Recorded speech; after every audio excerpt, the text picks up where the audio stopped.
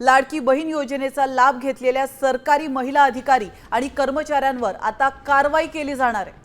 जवळपास 12,000 सरकारी महिला अधिकारी कर्मचाऱ्यांवर आता शिस्तभंगाच्या कारवाई केली जाणार आहे। यामध्ये पहिल्या टप्प्यात झेडपीच्या 1,183 महिला कर्मचाऱ्यांवर कारवाई होणार आहे। महिला आणि बाल विकास विभागाने पाठवलेल्या यादीमधील लाभार्थी महिला या जिल्हा परिषदांमध्ये अधिकारी किंवा कर्मचारी या पदावर कार्यरत आहेत।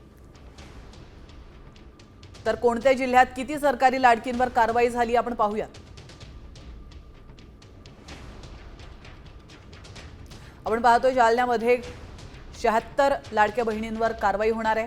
बुलढाण्यात 193 सरकारी महिला कर्मचाऱ्यांवर कारवाई होणार आहे। तर सोलापुरात 150 कर्मचाऱ्यांवर कारवाई होणार आहे। लातूरमध्ये 147 महिला कर्मचाऱ्यांवर कारवाई होणार आहे। आपण पाहतोय बीडमध्ये ही संख्या आहे 145। तर उस्मानाबादमध्ये म्हणजेच धाराशिवमध्ये 110 लाडक्या बहिणींवर सरकारी लाडक्या बहिणींवर ही कारवाई होणार आहे। आता isakal.com आहे देशातील नंबर 1 ची मराठी न्यूज वेबसाईट। प्रत्येक अपडेटसाठी isakal.com ला नक्की भेट द्या।